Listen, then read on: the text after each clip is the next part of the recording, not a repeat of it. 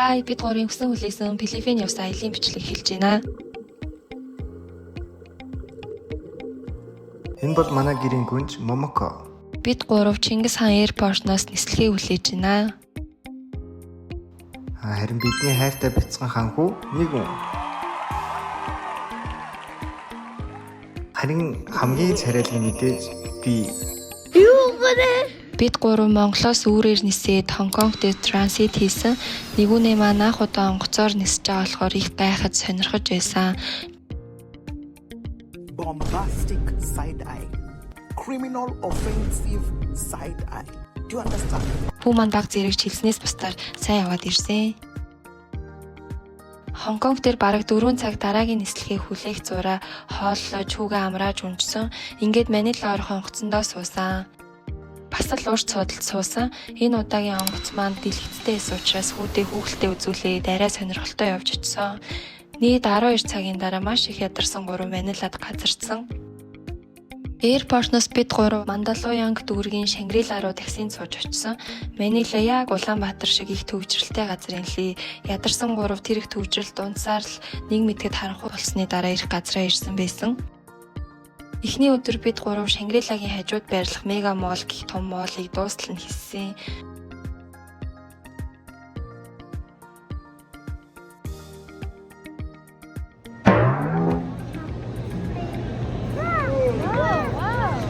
Food court орж хооллож аваад хэсэг гадуур алхаж гэртээ ирж амарсан. Шангрилагийн 46 давхраас Манила хот их гоё харагдчихсан. Оройн Шангрилагийн пүүлд орж ядаргаагаа тайлсан 10 давхарт нь байдаг юм билээ. Дотроо жимтэй, пүүл, саун, спа бүгд байсан. Хүүхэд орох жижиг пүүл байсан болохоор хүүгээ тоглуулахад их амар байсан.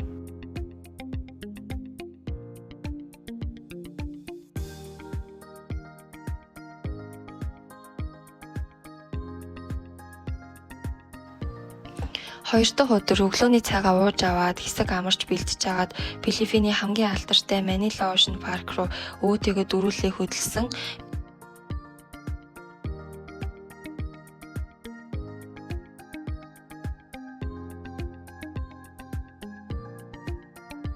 Бид хэд таксигаа хүлээж зогсож байна. За энэ хэсгийг хардаа Филиппинд цахилгааны утсын амар ширэлцсэн эвгүй байдаг юм билий. Монгол шиг их төгжрээтэй болохоор цагаа сайн тооцоолж гарахгүй болохоос хэцүүх юм билий. За ингээд Манила Ocean Park-та хүрээд ирлээ. Дотгошоогоо дөнгөж ормогц ширэнгэн ой шиг мэдрэмж өгөхөр байгууламжууд байсан. За тэгээд энд маань янз бүрийн сонирхолтой авраг заагаснууд үүдэнд нь огцсон.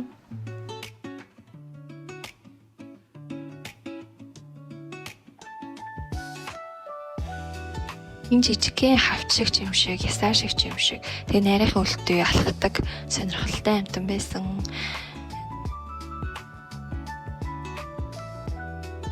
За ингээд цаашаа алхаад ороход бүр ч илүү сонирхолтой далайн амьтдууд байсан. Хүү маань сонирхоод гайхаад л сүйд болсон.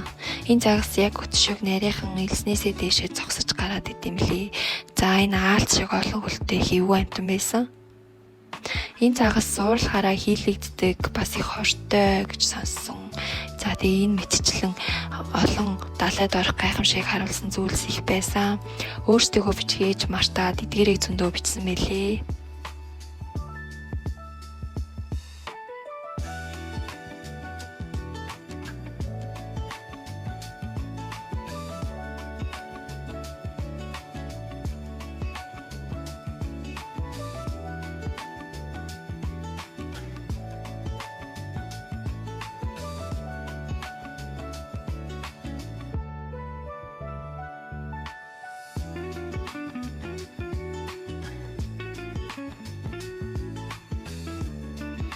За энэ Накурмны түнэл маш их хүнтэйсэн. Нэгэн маань олон хүн дунд нилээн нааш цаашаагаа гүүгээд зүхтаад исэн. Аавтайгаа хамт Немогийн сургуулийн багшийг харж байна. Зөндөө олон авраг загас хүү маань хараад гайхаад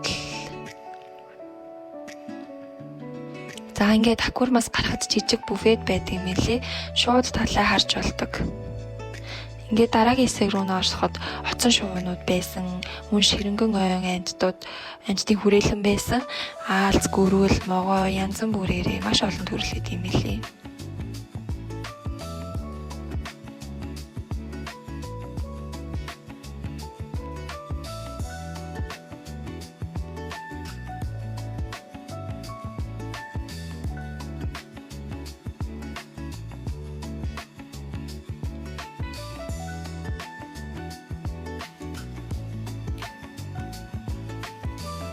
Амьтдын хүрээлэнгийн үзэж дуусчаад Ocean Park-аас зохион байгуулдаг амьтдын үзүүлбэрүүдийг тусдаа төлбөртүүлж үзэж болт юм билий. Энэ сургуульттай тагтаа тэгээд тоо бодож чаддаг хөөрхөн тот байсан.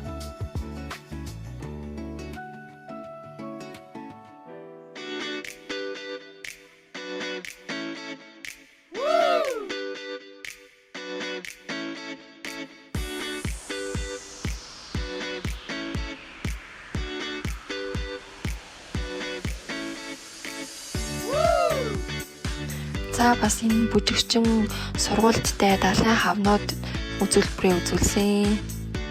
Нэгэн маань жаахан балчирдчихсан яг энэ хэд амьтдыг хараад.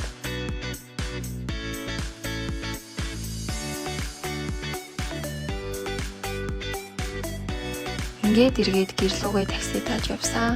Оройн бас л пүүлдээ орч нилээд сэглсэн. Гэхдээ оройноос нь хүү маань өндөр халуураад эхэлсэн. Салхин цэцэг Монголоос тусаад ирсэн байсан мэн лээ. Биеэр нь ганц нэг тууралд гарч эхэлсэндээ хөрхий.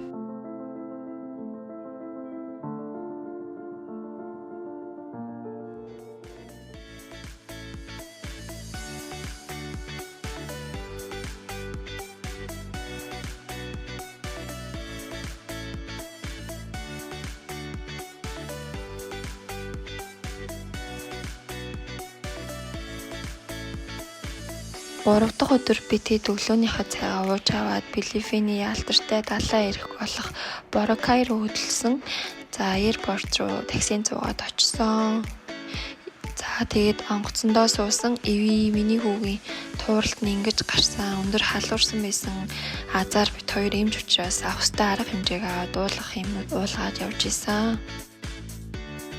За Боракай арал дээр ирсэн буудал руугаа очиж байна. Арал маш үзэсгэлэнтэй, нааштай, гоё исэн. За Боракай арал нь дэлхийд цав цагаан элстэй гэдгээрээ алдартай юм билээ. Бид хоёр өдөржин далай дээр сэлээд хөгжилдөөд. Оройн нь амьд хөгжмийн партинууд далайн эрэг дааж болт юм билээ. За дөрөв дэх өдөр өглөө буфе тоолондоо ороод экстрем аялалд гарсан байгаа. Бид хоёр парасейлинг болон скуба дайвинг хийхээр төлөвлөөд цагаа авсан байсан. За одоо парасейлингтэй явж гин. Ийм заваар ямар ч ийсэн далайн эргээсээ нэг 4-5 км-ийн зайтай очиж байгаа тэхэл тийм ээ лээ.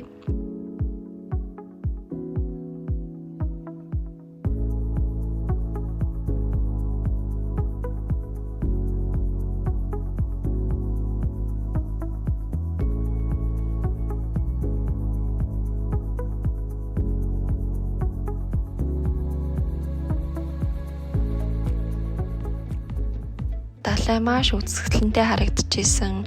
Ингэж явсаар яг парасейлингийнх газар очоод бид хоёр шүхрэндээ суугаад далай дээгүүр шүхрээр ниссэн.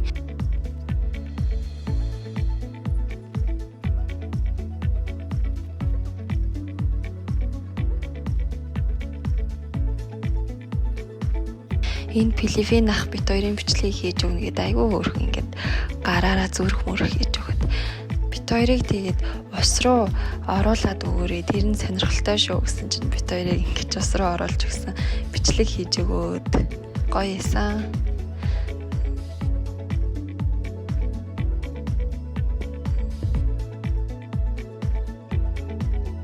За тэгээд эргээд далайн эрэг дээрээ ирээд хүүтэйгээ жоохон тоглосон. Хүүгийн маань би бас аваа дээрдэж эхэлсэн. Далайн эрэг дээр Филиппинчүүд илсээр байшин хийж исэн. Бид хоёр скуба дайвинг маргааш болгож хойшлуулсан. Өнөөдөр салхитай бас оройтсон байсан. За тэгээ бид гурав имлэгт үзүүлчихэд буцаж явна. Дараа нь далайн хоолны газар руу явсан. Сонирхолтой янз бүрийн далайн хоолнууд байсан. Тэгээд орой шөнийн борокайтай танилцаж гадуур жоохон зугаалж агаад эргээд буудалд очсон байгаа.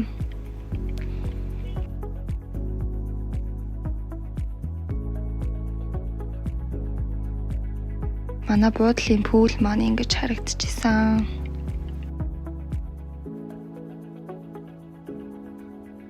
Аяллаа 5 дахь өдөр.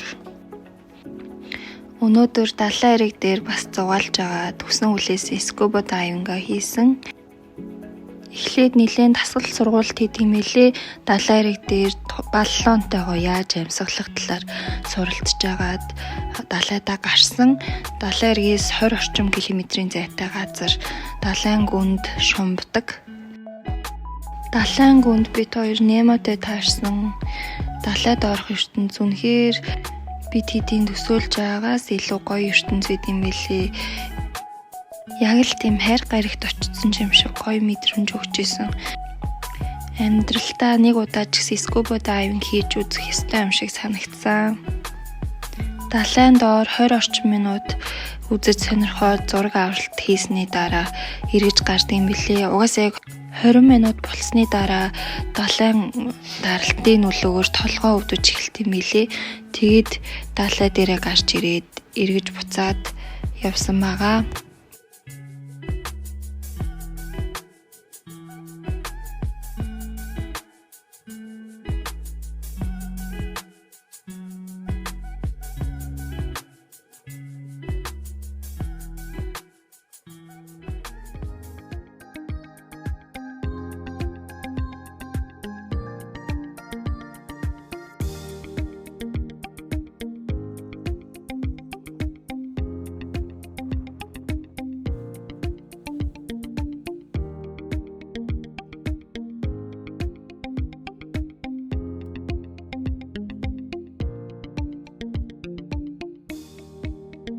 За ингээд буцаад Боракаяасаа Манила хүртэл 1 цагийн нислэг хийгээд эргэж ирсэн байгаа.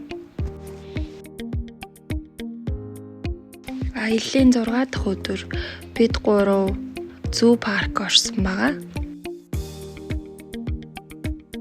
За тэнд заан, арслан, ширэнгуй амьтад, сармөгчин, янз бүрийн сонирхолтой амьтад байсан. Хүүд маань их таалагдж байсан.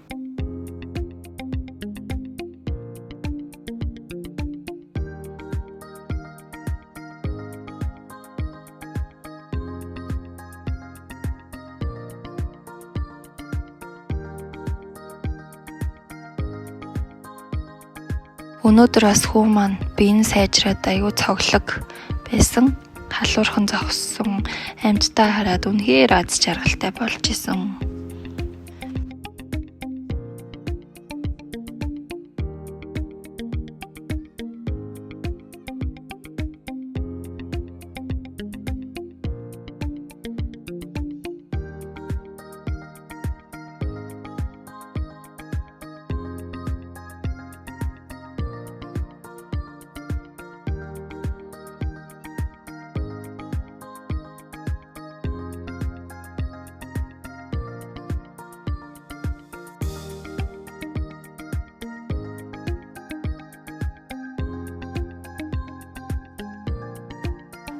Энэ олон амьтад дундаас арслан хараад миний хүү хамгийн их баярлаад исэн.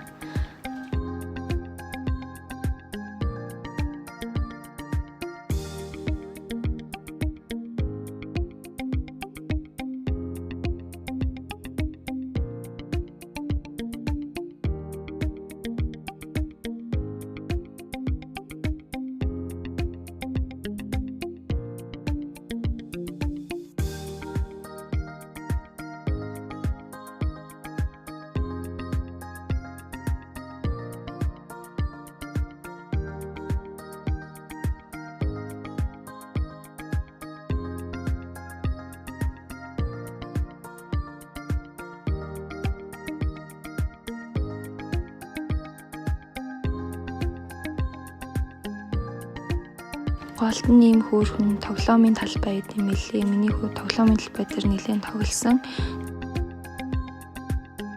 За Эрвэхийн хатаамал өрөө байсан.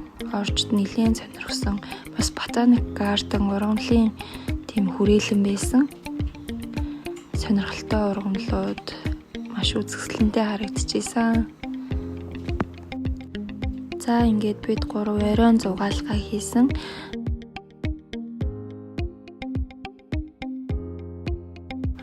Манилагийн хамгийн алдартай пабд очиж цагийг өнгөрөөсөн байгаа.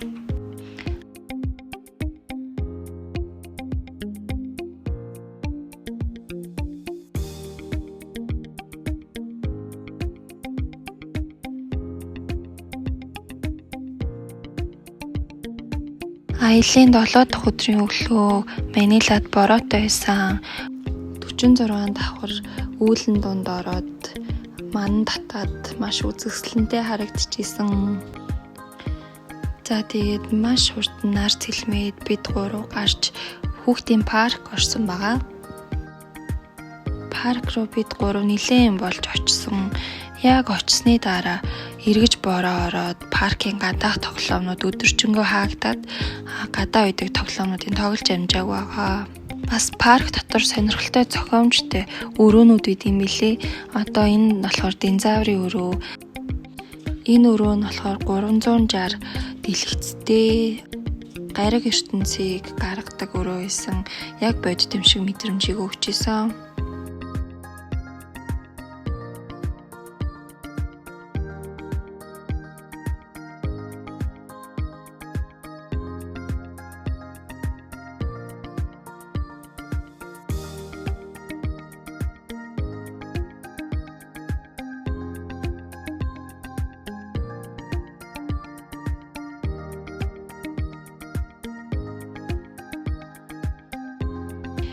Гэхдээ ямар ч байсан дотор үйдэг хідэн тоглоомнуудаас тоглосон морин тойруулга, далайн дэрэмжний онгоц гэл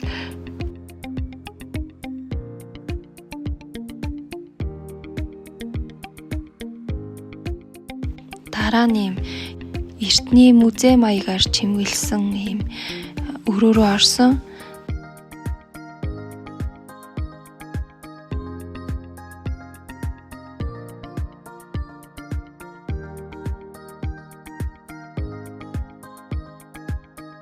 Шинжлэх ухаан сонирхчдод зориулсан маш гоё тогтчулсан сонирхолтой булан байсан.